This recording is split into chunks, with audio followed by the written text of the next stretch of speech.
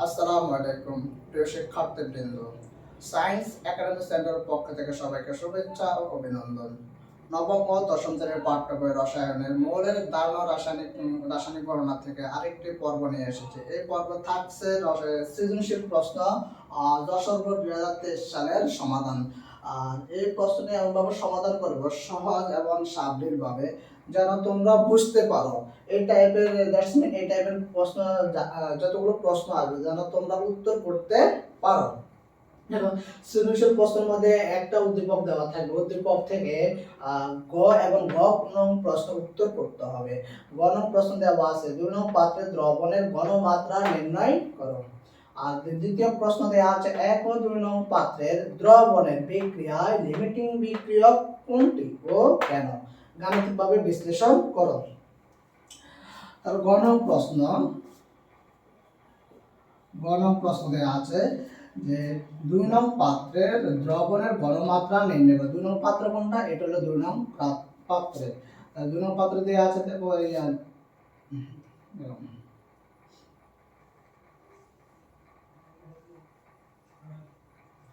100 ml দেওয়া আছে, 100 ml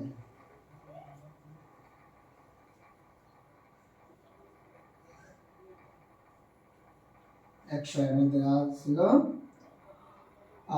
আয়তন ভি 100 ml, আর আণবিক ভর H2SO4, হাইড্রোজেন ভর হচ্ছে 1, পরমাণু 2, সালফারের ভর 16, 32 ভর, অক্সিজেনের ভর হচ্ছে 16, পরমাণু 4, 98 গ্রাম। তারপরে ওয়েট দেওয়া আছে 75 গ্রাম W.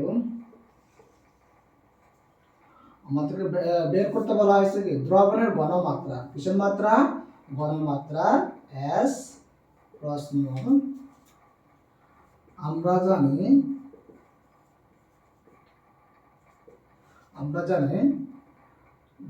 W is equal to S mb by 1000 বা S mb is equal to W into 1000। ঘনমাত্রা বের করতে বলা হয়েছে, তাহলে নিচে হবে mb, উপরে হবে W is into 1000।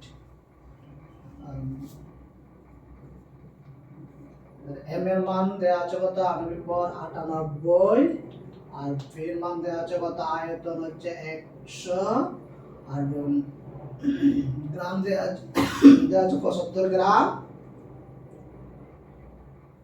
75 গ্রাম 1000।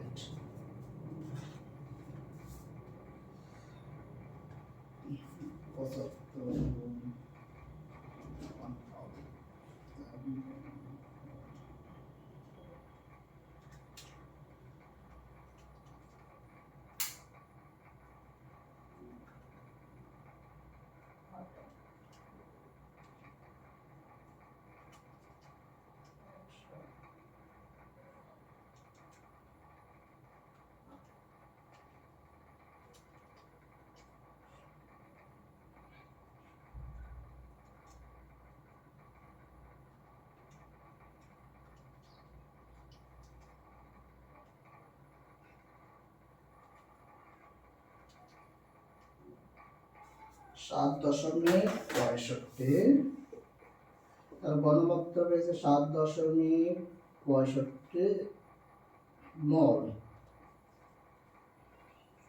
হ্যাঁ, তাহলে আমরা ঘনমাত্রা বের করতে বলা হয়েছে। 2 নং পাত্র ঘনমাত্রা, কি মাত্রা? ঘনমাত্রা। তোমরা ঘনমাত্রা বের করতে বলা হয়েছে, ঘনমাত্রা নির্ণয় করবে।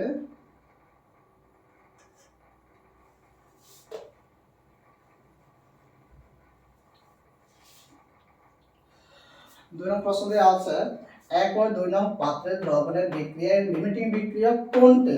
লিমিটিং বিক্রিয়ক কোনটি? এখানে কি বলা আছে? লিমিটিং বিক্রিয়ক কোনটি?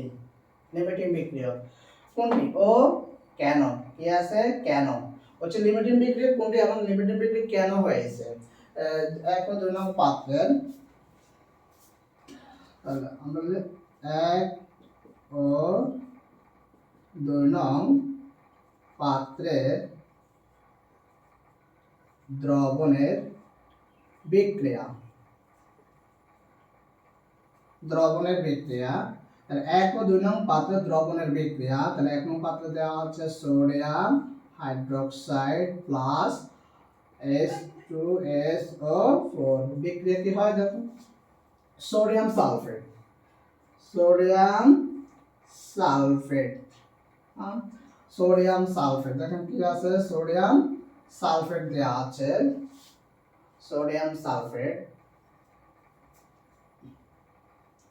বাকি থাকে কি, এখানে কি আছে, H আছে, এখানে কি আছে, H2 আছে, তাহলে এটি দেওয়া আছে H2O। আর সোডিয়াম সালফেট যদি দেওয়া থাকে তাহলে বাকি থাকে H2O, এখানে দুইটা দেওয়া আছে H2O, দেখো।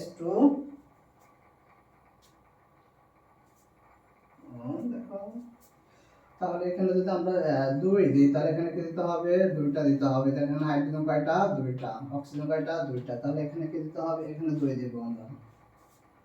সুতরাং দেখো এটার আণবিক ভর কত, 23 × 2 প্লাস অক্সিজেন 16, 2 × 1। তাহলে এটা সোডিয়াম হাইড্রোক্সাইড, সোডিয়াম হাইড্রোক্সাইড ভর কত আসে, সোডিয়াম হাইড্রোক্সাইড ভর আসে 80 গ্রাম। কত গ্রাম, 80। দেখো 80 গ্রাম, সোডিয়াম হাইড্রোক্সাইড ভর আসে 80 গ্রাম। সালফার কত আসে, 98। 80 গ্রাম সোডিয়াম হাইড্রোক্সাইড বিক্রিয়া করে 98 গ্রাম সালফিউরিক অ্যাসিডের সাথে। সুতরাং 1 গ্রাম সোডিয়াম হাইড্রোক্সাইড বিক্রিয়া করে, পুরো হবে 98, নিচে হবে 80 সালফিউরিক অ্যাসিডের সাথে। সুতরাং এর কত দেওয়া আছে, 55 গ্রাম, তাহলে 55 গ্রাম দেওয়া আছে, 55 গ্রাম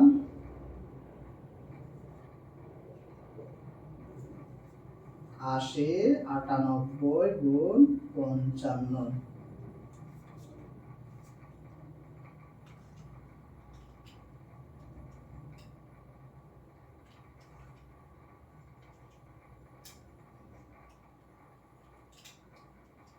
আর 67 কত পেয়েছে, 67.375 গ্রাম। তাহলে আমরা কি পেয়েছি, 67.7 গ্রাম পেয়েছি। তাহলে আমাদেরকে বের করতে বলা হয়েছে যে, যেহেতু বলছে যে বিক্রিয়া কোনটি লিমিটিং বিক্রিয়া, কোনটি লিমিটিং বিক্রিয়া কোনটি, তো আমরা লিমিটিং বিক্রিয়া বের করব। যেহেতু আমরা সোডিয়াম পেয়েছি, এই অঙ্কটা পেয়েছি 67.75 গ্রাম, তাহলে আমরা লিখতে পারি যে, সুতরাং সালফিউরিক অ্যাসিড এর অবশিষ্ট থাকে, কি থাকে, অবশিষ্ট থাকে, কি থাকে, দেখো সালফেটের কত দেয়া আছে, 75 মাইনাস, আমরা এই জিনিসটা বিয়োগ করব। দেখো এখানে কত গ্রাম পেয়েছি, সোডিয়াম হাইড্রোক্সাইড পেয়েছি আমরা 67, তাহলে 67.375 75 থেকে দেখলো 75 বিয়োগ 67.3 আর 7.625। তাহলে আমরা কোন জিনিসটা বিক্রিয়া করেছি, সুতরাং তাহলে লিখতে পারি যে সোডিয়াম হাইড্রোক্সাইড লিমিটিং বিক্রিয়ক। তাহলে এই সোডিয়াম হাইড্রোক্সাইড হচ্ছে বিক্রিয়ক। দেখো এখানে সোডিয়ামের কত গ্রাম দেওয়া আছে, 75 গ্রাম, আর আমরা সোডিয়াম সালফিউরিক অ্যাসিড দেওয়া আছে 75 গ্রাম, তার সালফিউরিক অ্যাসিড থেকে যদি আমরা 75 গ্রাম থেকে যদি সোডিয়াম হাইড্রোক্সাইড যদি 67.75 গ্রাম বিয়োগ দিয়েছি, বিয়োগগুলো কত থেকেছে, তাহলে সালফিউরিক অ্যাসিড অবশিষ্ট থেকেছে 7.625। তারপর সালফিউরিক অ্যাসিডের মান দেওয়া আছে, আর এক্ষেত্রে সোডিয়াম হাইড্রোক্সাইড বিক্রিয়া করে শেষ হয়ে গিয়েছে।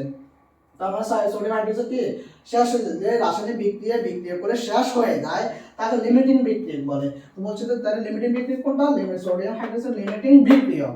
সুতরাং এটা কেন হয়েছে, যে রাসায়নিক বিক্রিয়া করে শেষ হয়ে যায় তাকে রাসায়নিক বিক্রিয়া বলা হয়।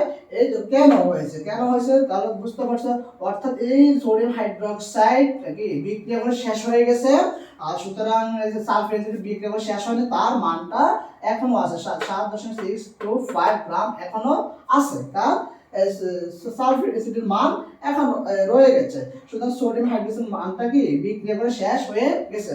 তাহলে লিমিটিং বিক্রিয়ক বা কোনটি হোক কেন, এটা একটা বিক্রিয়া, একটা রাসায়নিক বিক্রিয়ার উপর কি করে, মানের উপর নির্ভর করে। তাহলে আমরা মান থেকে বুঝতে পারছি যে এক্ষেত্রে যে সোডিয়াম হাইড্রোক্সাইড সাথে সালফিউরিক অ্যাসিডের সাথে বিক্রিয়া করে সোডিয়াম হাইড্রোক্সাইড কি বিক্রিয়া করে শেষ হয়ে গিয়েছে, কিন্তু সালফিউরিক অ্যাসিড বিক্রিয়া করে শেষ হয়নি।